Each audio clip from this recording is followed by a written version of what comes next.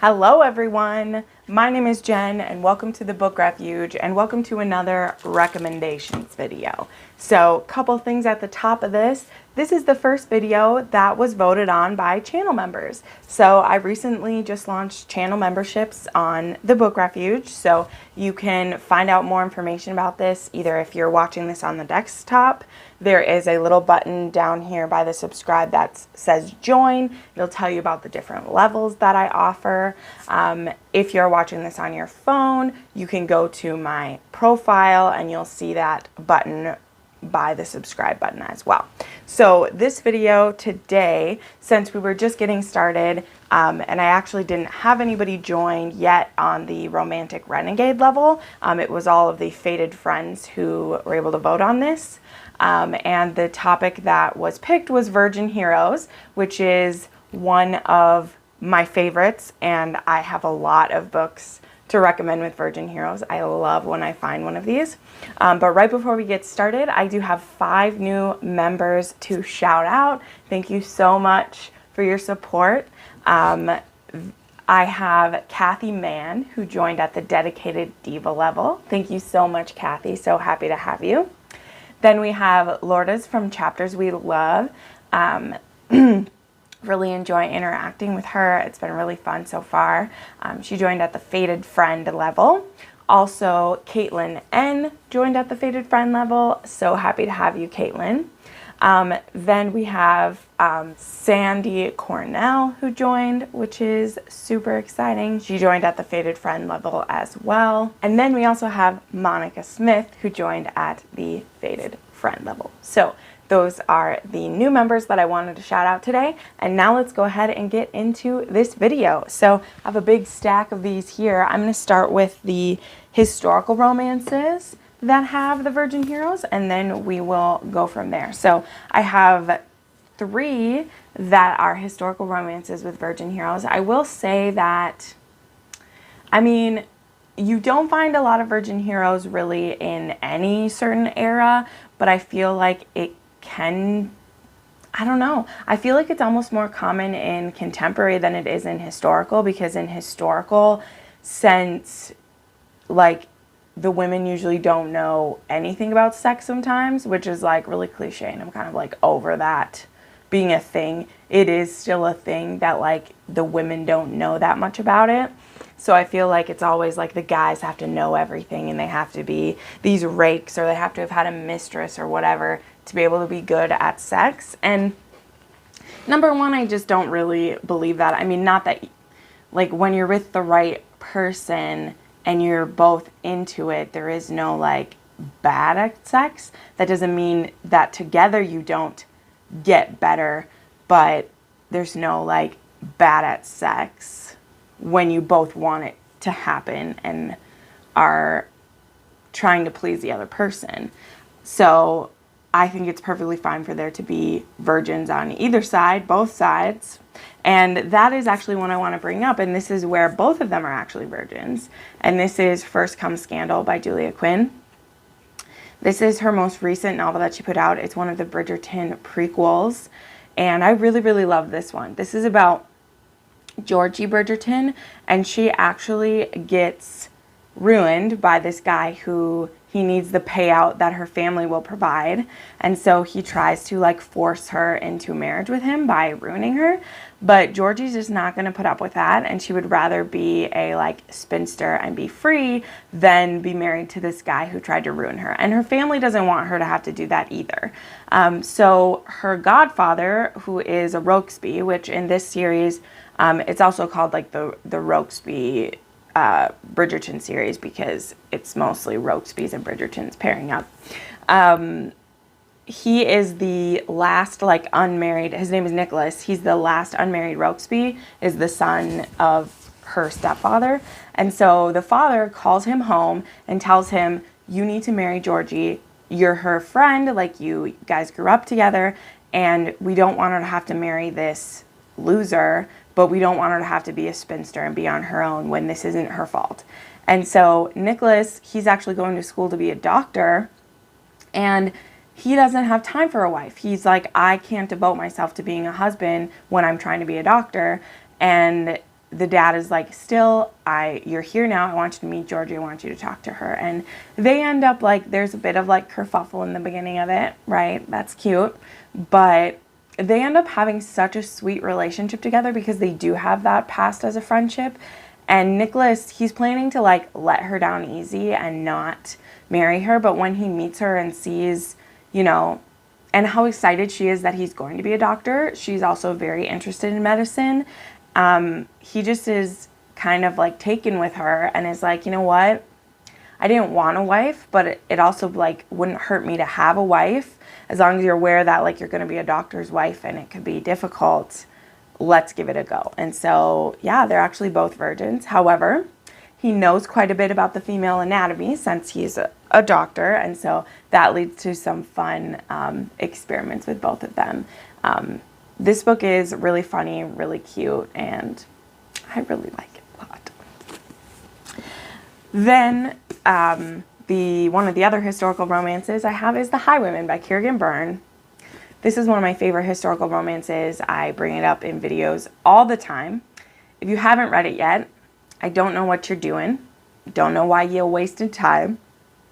But this one is about Dorian Blackwell, the Blackheart of Benmore.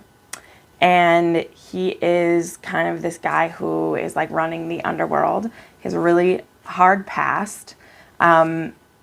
He was in prison for a very long time, and he formed a group of guys together so that they could survive this prison together. And he actually had a love named Farah, and he went to prison because of something that happened to her. He murdered someone who hurt her. And Farah ends up hearing that he dies in prison. And so she takes his last name and lives as if she's his widow. But he didn't really die. And so there's a whole bunch going on. This series, it's like too much to explain just as an easy setup for this. But basically, he spent most of his youth and young man years in prison. And then when he got out of prison, he had such dark feelings and like he felt like there were such dark passions that he had built up inside of him that he was afraid to share them with a woman. He was afraid that he would hurt them. And so he's actually a virgin when he gets Farah back. And she's like, I don't care about any of the weird things that you got going on. I love you, and then we're going to make it work. So I love this. This is one of those, though, where, like, the guy's done, like, you know, he's pretty broken. This is a pretty brutal book. There's a lot of trigger warnings in it. Make sure you look those up. But I love him so much. I love Dorian, and I love Farah. And the audiobooks for this series are really great. All of Kiergan's audiobooks are amazing.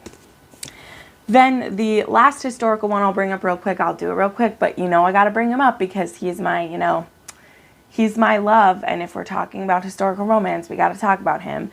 Even though people will call this not historical romance, they're wrong. I will die on this hill. I will stake my claim. And that is Outlander by Diana Gabaldon. Yes, the king of men himself, the god of romance, Jamie Fraser. He's a virgin when he marries Claire.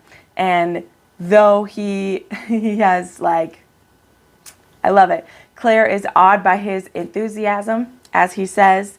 I said I was a virgin. I didn't say I was a monk. Did a few things beforehand, but he's only 22 when he marries Claire. And it's an arranged marriage, kind of in haste. And it's one of the greatest love stories that I've ever read. But he's a virgin, and I love it. I absolutely love it. It is one of the, yeah. I almost wish that Diana's books had more smut in them than they do, but also I'm glad that they don't, because I feel like they appeal to such a much wider variety of people than they would if she went too much into it. And Diana also makes it very clear that, like, there should never be sex on a page that isn't doing some work. And that is something that I agree with. And that's the same whether a book is erotica, because in erotica, the sex is the story. So the sex really needs to be doing some work. It can't just be, well, I mean, banging is the plot. But if banging is the plot, then the plot needs to be doing stuff. Whereas in here, every time there's a sex scene, it is doing something. There's a connection happening between the characters that do. And Jamie Fraser, my precious, sweet, wonderful baby.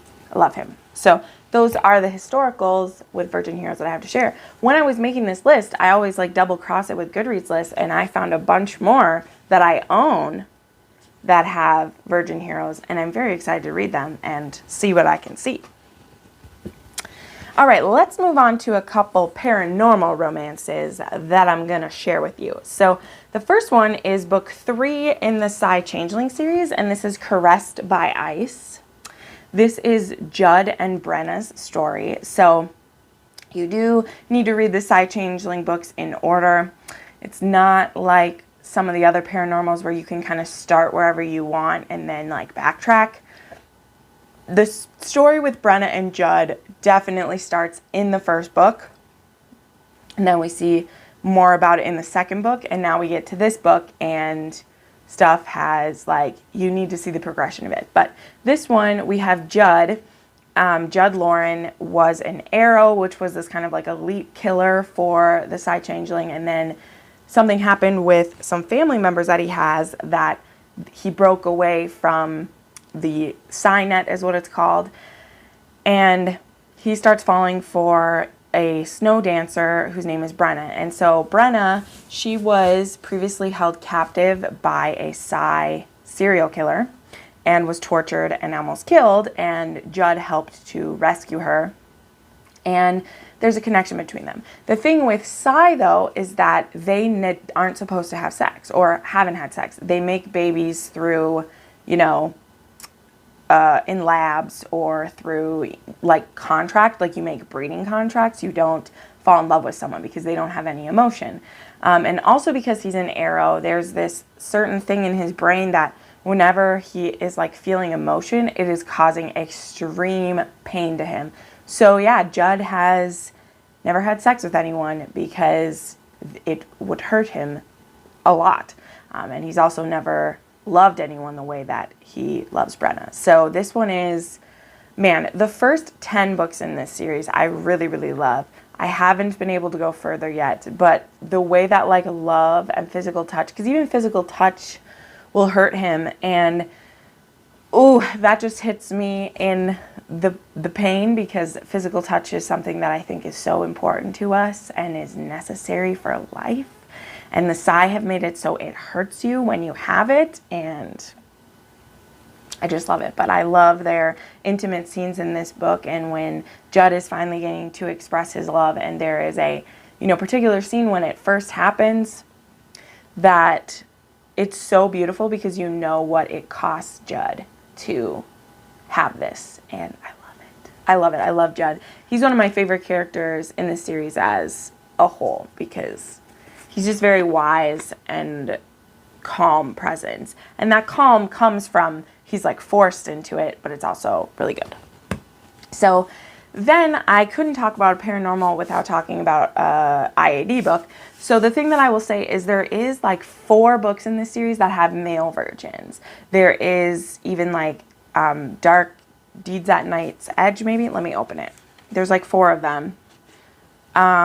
Yeah, Dark Deeds at Night's Edge. There is this one, Dark Sky, as well as there's another one too. They all have male versions in them, but this one is my favorite, Demon from the Dark. And so again, once you get past book 4, you can't really read these out of order. This I think is this book 10? This is book 9. So I know I'm recommending one that is quite far into a series, but I love IAD, and I think that you'll like really like this story in the series. It's one that it doesn't get talked about as much because he's not like, this couple isn't really a couple that has been like built up to super big the way that some other couples in the series are. But this one is about Malcolm Slane, who we call him Slane, and then Caro Grier. So Caro, I think she's a witch, right? Yes, she's a witch. And so we've met her before when we're dealing with some of the other witches in the series. But she is on Torture Island. It's not really called Torture Island, but there's a bunch of the magical creatures, the paranormal people that have been trapped on this island where they're being experimented on by one of our other heroes in the series. Yeah, that's a thing. And then we have Malcolm the Slain, who he lives in a demon dimension, and he has, I think he's part demon, part vampire. Yeah, he's part demon, part vampire. And so he has the demon part, which means they have a demon seal. So when they find their mate, they're able to ejaculate for the first time. And he's a vampire, so he also can only, like, get hard for his mate. So he has, like, doubled down on both of the, like, really cool sexual, like, tricks that are in her series. And so Caro, not knowing who this person is, that it is her mate, she gets sent to try to capture him. Otherwise, they won't let her. I think it's her niece that she is supposed to protect. And so she doesn't have a choice. She needs to get this guy, or she won't get her niece back. But also, she very quickly is falling for him because he's her mate. Like, they're meant to be together. And so a lot of the parts of him is he feels drawn to her and is wanting to protect her. And he has that really innocent, like, we're going to talk about some other heroes too that are from, you know, they haven't been around people. So they haven't even had a chance to have sex. So they're innocent in the ways of, like, female and affection, and they're innocent in all these ways. And then once that gets released, literally, it's so passionate and amazing. And so I feel like this one doesn't get talked about enough, but Demon from the Dark is a really, really good book. And Slain is such, like, you just feel for him so much because the horrors that he's been through and the things he's lived through are unbelievable. Like, it is unbelievable.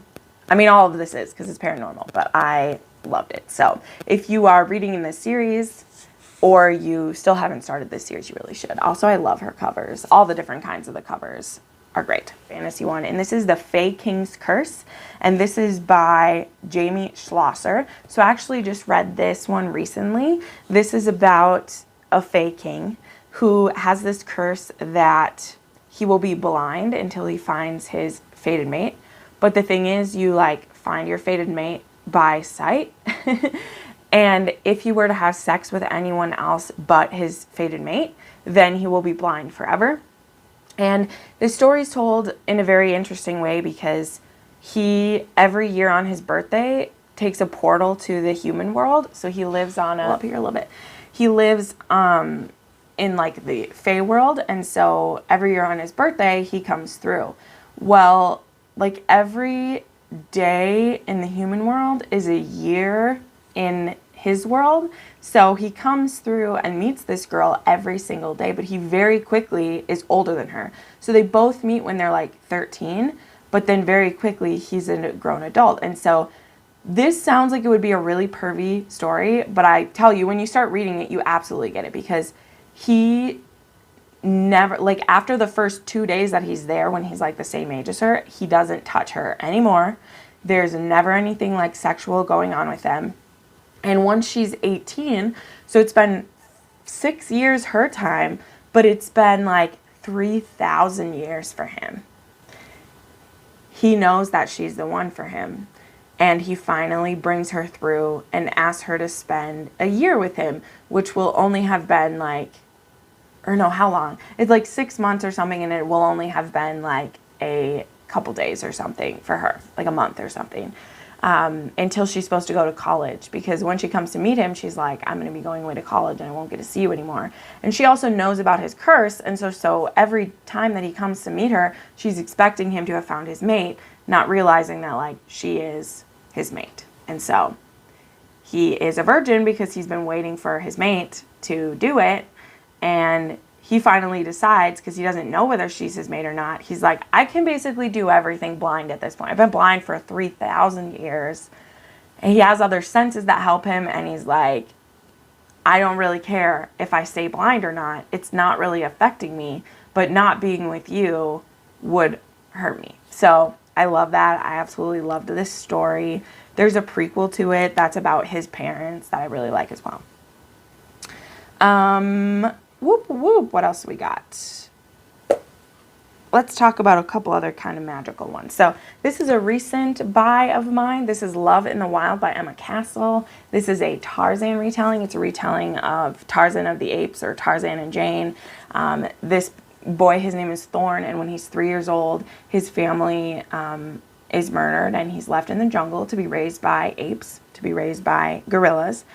And he grows up like that and basically becomes king of the jungle. Like, he is able to communicate with a lot of the animals, and he's this sexy, amazing. I think it's funny that he has a tattoo in this because nobody gave this guy a tattoo.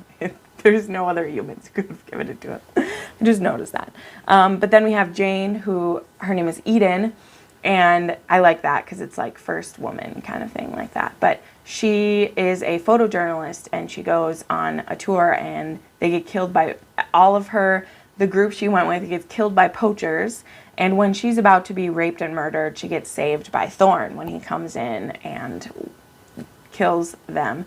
And she has heard stories about this lost Duke of Somerset who went missing when he was a child, and so the more she hears about him, she actually sees the plane crash site where his parents died, and she realizes who this is. And I mean, he doesn't know anything of that. He has very little vocabulary at the time. He knows some of it because he has a friend that he's met off and on, a man that he's met off and on, but she's able to help him like pick up more English. And, you know, obviously he's a virgin because there haven't been any women around.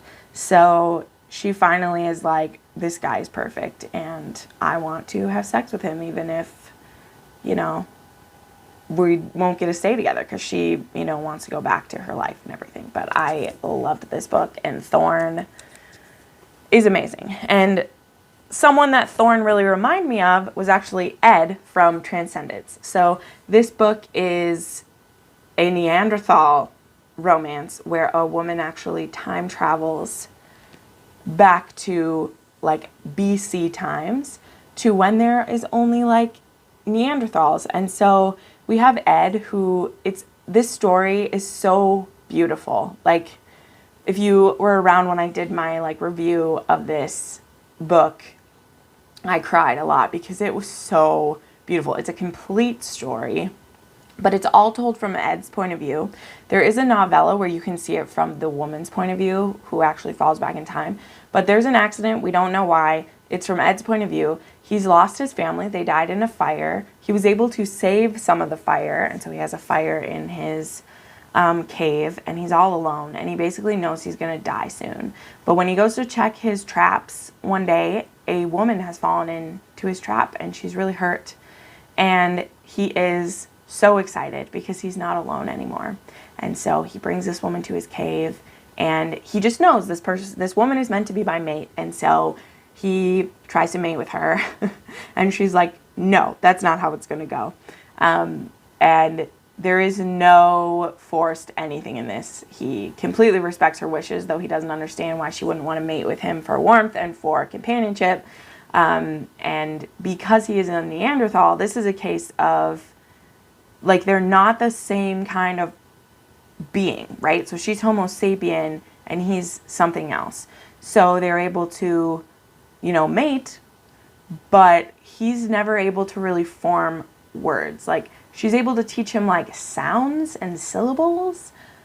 Like, her name is Beth, and he can say be, but he can't say her name. Like, he can't form words. And so it's kind of like, it's so sweet because, but also still like isolating for her, even though she has Ed, because she can never have like conversations with him, and like words that she speaks will like hurt his head, because remember, it's from his point of view. So there's things that she says that like you as the reader know what they mean, but like Ed can't process them. So a lot of it has to do with body language and like how she will basically have like a reward and punishment system for him, you know, like literally like with a puppy, like slap his nose when he does something she doesn't want because he literally can't understand. But yeah, so obviously he's a virgin, and I love this book so much. I love Ed. I love him. He is just so sweet. I love him so much. This book is different, but it's fantastic.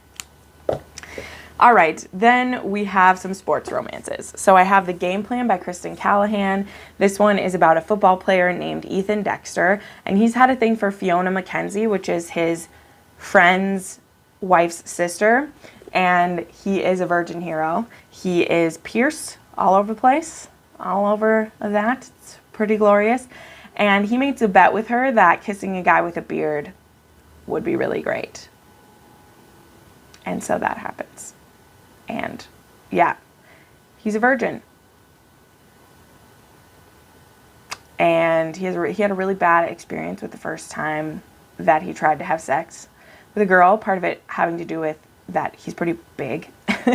And yeah, I really, really love Ethan. Obviously, I bought the book. When I buy the book, it's a good sign. So yeah, there's not too much else to like say about this one as much as with the others, because it's a contemporary, it's a football romance, it's a kind of friends to lovers, it's also a long distance romance, and it's great. I really, really, really like this book. I love Ethan Dexter. Then I have Jock Road. This one I'll just be brief as well. This is kind of the same thing as the other one, except this guy's in college instead of the pros, and he's messed around with some girls, but he's been really careful because he's seen other friends that he has get caught by girls like poking holes in condoms, trying to find a sugar daddy, like trying to hook themselves to a, sports player and be set for life. And so he's just like, if I never put it in anyone, then that can never happen to me. So he's messed around with some girls, but he's never done it with anyone before. And in this case, we actually have a girl who, she's the more experienced one. And I really like that about this because, number one, she's surprised that he's a virgin, but once he tells her his reason, she's like, that makes a lot of sense. I get why you would want to protect yourself from someone lying to you or trapping you into something. And I really like how it went from there. I really enjoyed Jock Road a lot. And then the last one I want to talk about, I also just had this one in my Curvy Girl romance because it's Never Sweeter by Charlotte Stein. And there's a whole lot about this one, and most of this one more has to do with the curvy aspect. So you can watch my video where I recommend Curvy Girl romances to know the deep of it. But basically we have this guy that he had been her high school bully, and now he's trying to make good on it, and he actually has always had a crush on her, and that's part of the reason why he was a bully to her, was because she rejected him in the beginning. But it was mostly a misunderstanding because she thought he was trying to trick her by asking her out because she has a lot of insecurities about her weight and things like that, which is understandable. And he is a virgin mostly in the sense of like he hasn't had pee in the V because he has a super big dick. It's one of those, which is a like secret, like, I don't want to call it a kink of mine, but I would call it a guilty pleasure. And I don't usually call things a guilty pleasure because I just enjoy what I enjoy, but it is because it's such a like cheesy thing, is that, oh, I haven't had sex because my dick's too big, and it scares girls. It's so big. So that's why I say it's kind of a guilty pleasure. It's not because like I'm ashamed that I like it. It just always kind of cracks me up, even though like it is a legit problem.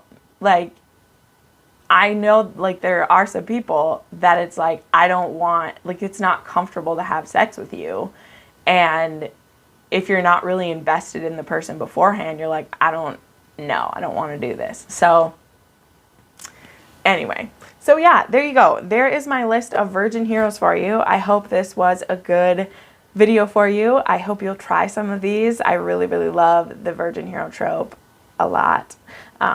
Much more than when it's like a virgin heroine, because that's like everyone. And also that trope is more annoying because it's like, usually with being a virgin heroine comes all this like added innocence that just like, you're not innocent just because you're a virgin. Like, thanks so much for watching this video, and I'll see you in the next one. Bye.